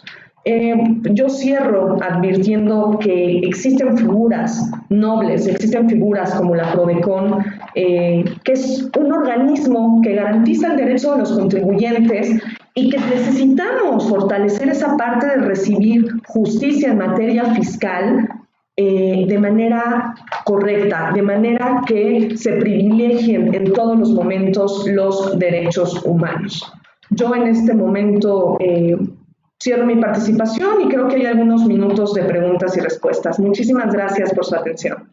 Bueno, muchísimas gracias por tu excelente exposición, Grace, sobre la evolución de la Prodecon.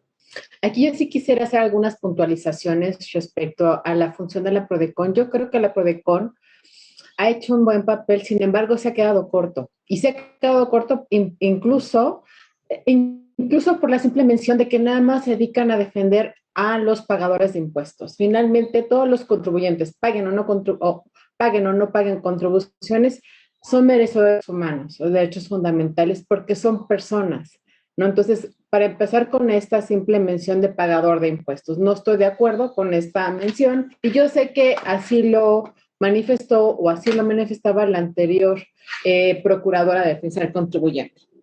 Y segundo, también ha dejado muy de lado la labor de la cultura contributiva, porque esa era una de las principales procuradurías que tenía la Prodecon y la dejó de lado. Y esa es una de las principales funciones que tendría que estar haciendo hoy por hoy la Prodecon para generar mayor confianza entre el contribuyente y la administración tributaria, lo que comentaba Iván Benumea. Incluso al contrario, nosotros hicimos hace tiempo unas consultas a la Prodecon precisamente sobre cuánto se había obtenido o quiénes eran los contribuyentes que habían obtenido las multas a favor por parte de estos acuerdos conclusivos, y la Prodecon se opuso para otorgarnos esta información. Incluso ese asunto acabó en el INAI, incluso acabamos como terceros interesados. Y el tema se judicializó como terceros interesados y con el tribunal colegiado, en tribunales colegiados ese asunto.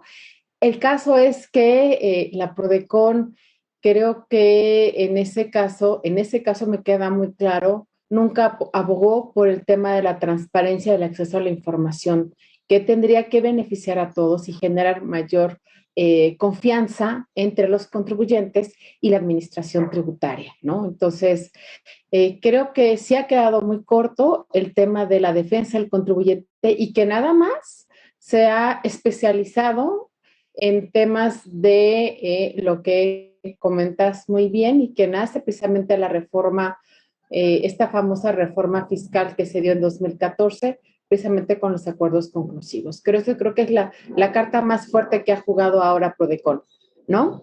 Y que ha dejado de lado esta otra relación que tiene que haber entre la administración, el contribuyente, lejos de ser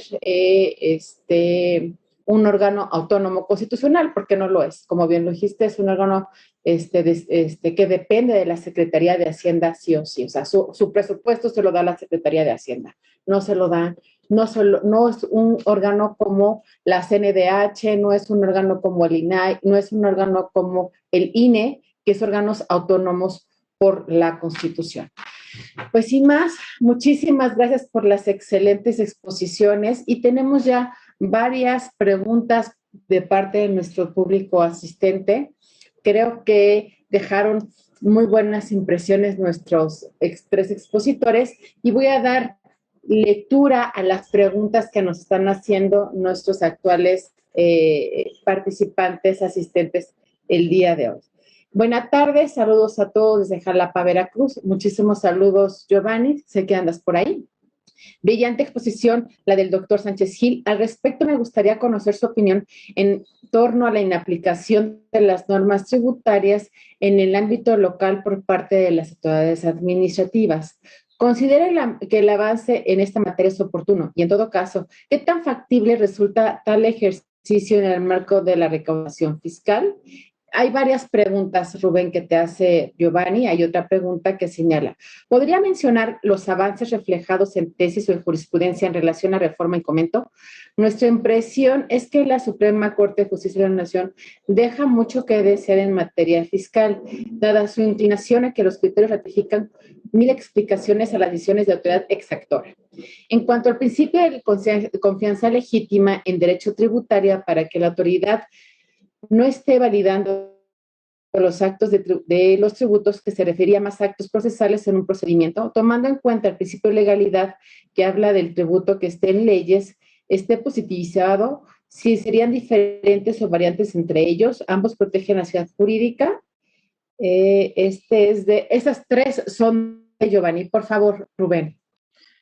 Bueno, muchas gracias, Giovanni, por las preguntas. A ver, vamos por partes. En cuanto a la inaplicación de normas tributarias, estoy suponiendo que se refiere al ejercicio del control, del llamado control difuso por parte de autoridades tributarias. Es decir, me parece que la ley del ISR es inconstitucional y yo el SAT la inaplico porque tengo que proteger los derechos humanos, ¿no? Si ese es el caso, yo estoy bueno, no absolutamente, esto tiene matices, pero en términos generales estoy en contra de que las autoridades administrativas tengan facultades de control difuso, esto es, de inaplicación de leyes. Creo que si esto fuera así, acabamos con la seguridad jurídica, acabamos con la división de poderes y tiene muchas funciones perniciosas. Sé que existen algunas voces que, con base en lo que la Corte Interamericana ha señalado en el caso, en particular en la resolución de ejecución de verificación de cumplimiento de sentencia, el caso Hellman, han dicho, Hellman contra Uruguay, han dicho que pues ahí la Corte dice que todas las autoridades deben ejercer control de convencionalidad. Aquí caben muchas discusiones. Uno, ¿qué está entendiendo la Corte Interamericana por control de convencionalidad? Porque generalmente lo que la Corte entiende como tal es que el Estado y sus órganos se ajusten a lo que diga la Convención, lo cual es lo más natural del mundo en principio. Pero esto tiene que pasar por las competencias y la organización del ejercicio de funciones que tiene cada Estado de acuerdo con su Constitución. En el caso de las autoridades administrativas, permitir esta situación me parece que propiciaría inseguridad jurídica, vulneraría la división de poderes y le permitiría a la autoridad administrativa una gran arbitrariedad. Esto no sucede así con los jueces, porque los jueces generalmente, primero, tienen una calidad de independencia y de imparcialidad que está asegurada y blindada hasta cierto punto y en lo que es posible. Esto no lo tienen las autoridades administrativas. Las autoridades administrativas están sujetas a un principio de jerarquía. Eso se aprende en Administrativo 1, o sea, es de los primeros 3 temas de derecho administrativo. Y eso queda clarísimo. Esa es la misma negación de la independencia, ¿no? Mi director me dice a mi subdirector que yo haga tal cosa y lo que me queda es preguntarle si lo quiere ahorita o de inmediato, ¿no? Así funciona la administración, así debe funcionar, me parece bien, no tengo mayor problema con eso, pero no es una independencia. Por otra parte, los jueces además resuelven en un contexto contradictorio, en un contexto de la resolución de un litigio en donde, con base en el debido proceso y al principio de contradicción, una parte puede decir algo y la otra puede rebatir, refutar y presentar argumentos y pruebas en contra de esa posición. Esto normalmente no sucede en el ámbito administrativo, aunque hay autoridades administrativas que ejercen funciones materialmente jurisdiccionales. El INPI me parece un caso de texto para ello, pero en el ámbito tributario no estamos ante una figura como el INPI, ¿no?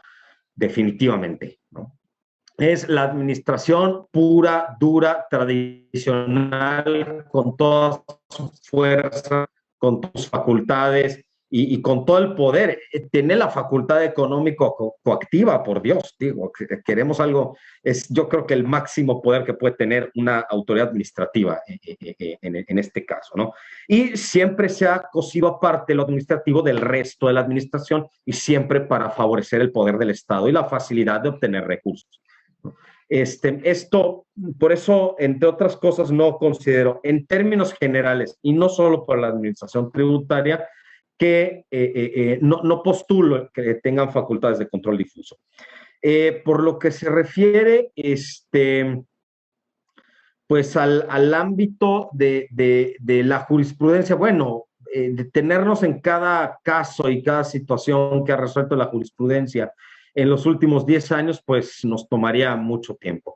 En mi exposición tomé 3, 4 casos que me parecen muy significativos y muy representativos, pues digamos, de esta perspectiva con que el Poder Judicial se ha enfrentado o ha resuelto las cuestiones constitucionales tributarias. En efecto, comparto la idea de que hay una gran deferencia al legislador y a la facultad exactora del Estado en el ámbito tributario por parte de la jurisprudencia. La hay, hasta cierto punto es normal, o sea, hay una amplia libertad de configuración que implica tomas de posiciones y de decisiones de corte político en el diseño de la política fiscal, que, como dije, tienen que ser respetadas por el Tribunal Constitucional. Tienen que serlo. Un tribunal constitucional que defiende la Constitución, y estas son palabras de Jutta Limbach, expresidenta del tribunal alemán, pues tiene que respetar la división de poderes y las facultades de decisión autónomas y el ámbito de discrecionalidad que la misma Constitución le otorga a los demás poderes, sea el Ejecutivo en su ámbito o el Legislativo en los ámbitos de libre configuración legislativa, del cual el diseño de la política tributaria es uno de los más importantes. Definir si el IVA tiene que ser de 16, 18 o de 12% es una decisión primordialmente política que atañe a muchas otras cosas.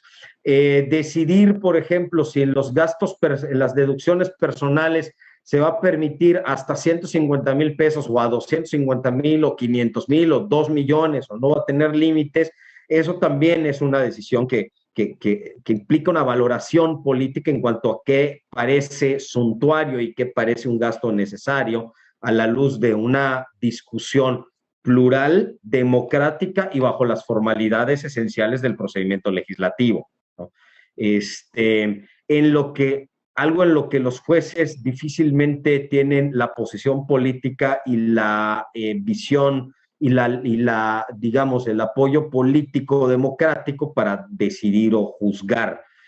Sin embargo, creo que sí tiene que reforzarse la tensión que tienen los tribunales constitucionales. Los jueces constitucionales, que en nuestro país son muchos, y van desde los jueces de distrito hasta los 11 ministros y ministras de la Suprema Corte, esa tensión que se tiene que tener.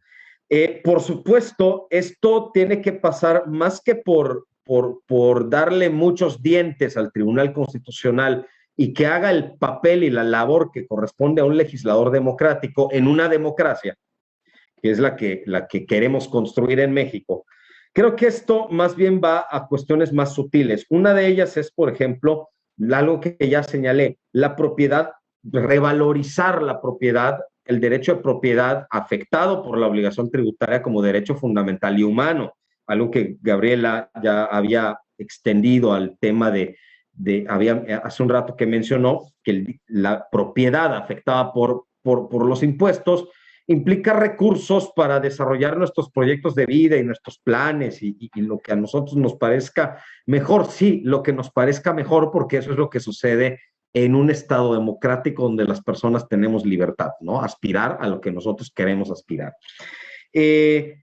Alguien preguntaba en el chat que si la proporcionalidad tributaria y la equidad son derechos humanos. Sí, la equidad es una manifestación fiscal de la igualdad y por eso es un derecho humano.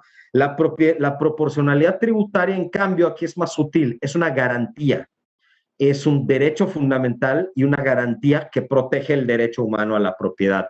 ¿Hay alguna tesis de la primera sala relacionada con la indemnización en caso de expropiación que explica muy bien la relación entre el concepto de derecho humano, garantía y derecho fundamental? Me remito a ella. De hecho, creo que, no sé si la tenía yo anotada por acá. No, no tengo ese dato. Solo quisiera puntualizar con dos cosas. Enfocar mucho el análisis económico del derecho en el examen de cuestiones tributarias. Creo que es vital, y esto es algo que la Corte hizo en este caso de impuestos ecológicos o de costo eficientes. Y finalmente, ya que hablamos de la PRODECON, pues yo hace muchos años, pues digo, propuse en algún escrito, ¿no? Que no tiene mayor relevancia, digo, por mi papel no implica mayor relevancia, pero yo propuse precisamente a raíz de la experiencia del famoso YETU de hace 13 años, ¿no? Y la avalancha de amparos, hubo 40,000 amparos contra ese, tan es así que solo ha habido 2 casos en que la Corte ha abierto audiencias públicas, bueno, 3 si se cuenta algún otro. El caso de la ley de medios, el caso del aborto y el caso del YETU. No recuerdo algún otro más en que la Suprema Corte haya abierto audiencias públicas para escuchar a las partes del conflicto y tomar ese pulso social. Yo creo que una respuesta y también a la indefensión y a una mayor equidad de la defensa de los contribuyentes es decididamente legitimar a la PRODECON en la acción de inconstitucionalidad para su ámbito. La Comisión de Derechos Humanos puede promover acciones de inconstitucionalidad en materia fiscal. Yo digo que sí, ¿por qué no? ¿No? Si lo configura como protección del derecho humano de propiedad, la igualdad y otras cosas, y lo que no es nada difícil, ¿no? Es echarle tantita imaginación, lo podría hacer. Pero creo que la Comisión de Derechos Humanos siempre ha estado pues, más preocupada de otro tipo de violaciones de derechos humanos que podríamos considerar, digamos, más graves, que si la deducción es así, o que si el porcentaje de la acreditación fiscal es asá, o que si la base gravable y esto. Y por otra parte, como ya se ha dicho, la defensa constitucional fiscal requiere un buen nivel, vamos a ponerlo así, en 2 ámbitos que son muy técnicos y muy especializados: el litigio constitucional y el ámbito fiscal. No todo el mundo combina estos factores.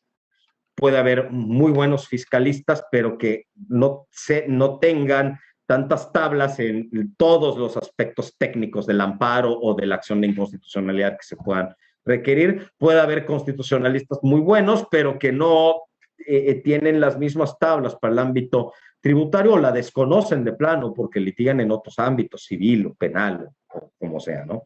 Esta combinación es muy difícil, es muy costosa, es muy gravosa para el contribuyente, y creo que si la PRODECON tuviera esta facilidad, daría una vía a esta defensa efectiva de los contribuyentes, que además ahorraría mucho dinero al Estado.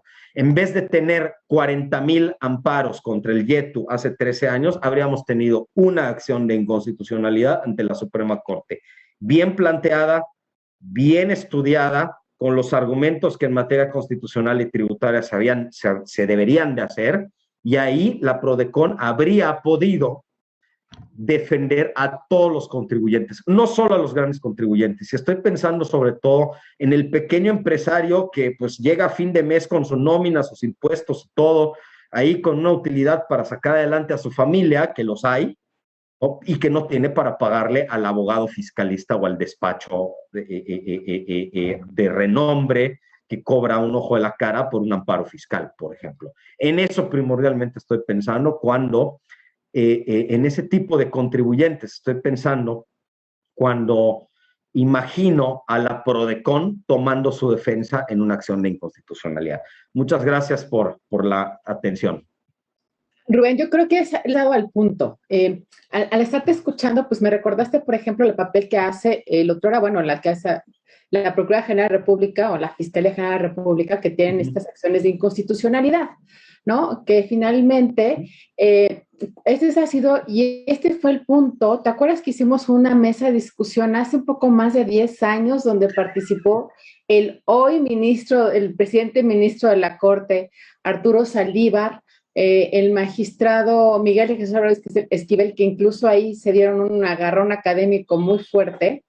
Y el tema era precisamente, estábamos estudiando este punto de la proporcionalidad en materia tributaria, pero desde el punto de vista del control de proporcionalidad, ¿no? O del balance. Entonces la proporcionalidad estaba en pañales en México. Exactamente. ¿no? Estaba en pañales, o sea, ¿qué era esa cosa, no? ¿De qué se trataba? Y entonces había una discusión muy importante sobre la lucha por el amparo fiscal. Incluso el ministro en retiro, Góngora Pimentel, hizo su libro sobre la lucha por el amparo fiscal y el tema era, y en aquel entonces el ministro, que ahora ministro, era procurador fiscal de la Federación, Lainez, defendía que la inexistencia del juicio de amparo porque daban, incluso tengo ahí un documento escrito sobre, decía que a través del juicio de amparo, pues casi se expropiaba el dinero de la recaudación que se debía, porque se tenía que devolver por los efectos del amparo al devolver el impuesto cuando se declaraba inconstitucional. Y les he dado al punto fino de la acción de inconstitucionalidad, porque al tener efectos generales no tendría que haber esta devolución del impuesto.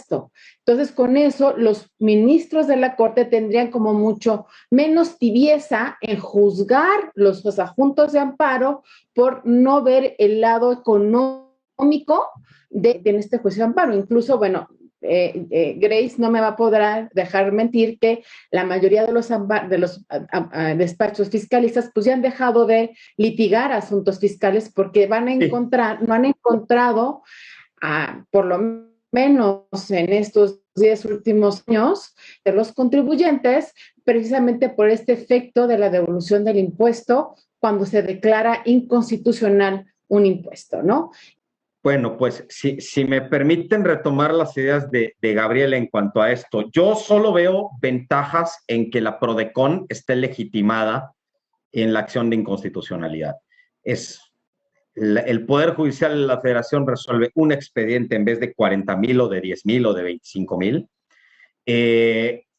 Por el diseño de la acción de inconstitucionalidad se trata de una procedencia oportuna, es decir, cuando apenas se publica la ley, ¿no? Y se pueden depurar muchas inconstitucionalidades sin este incentivo de afectar la recaudación, que ese es otro tema, ¿no?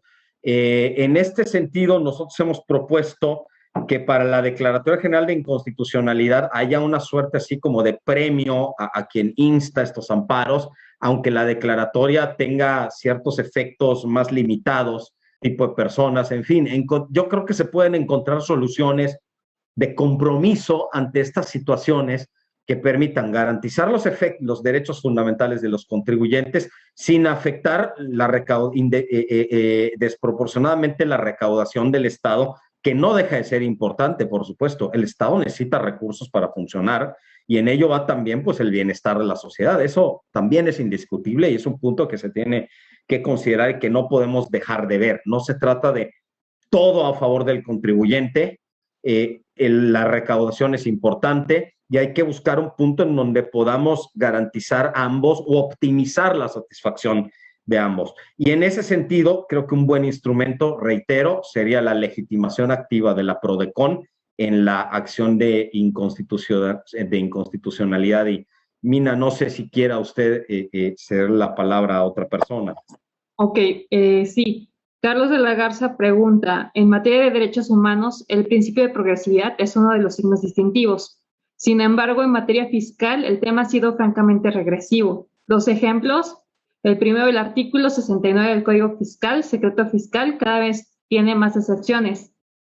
Y el segundo ejemplo es el llamado buzón fiscal, por medio del cual el contribuyente es requerido, cuya legalidad y certidumbre constitucional son cuestionables. ¿Cuál es su opinión al respecto? Creo que va dirigida principalmente al doctor Rubén Sánchez.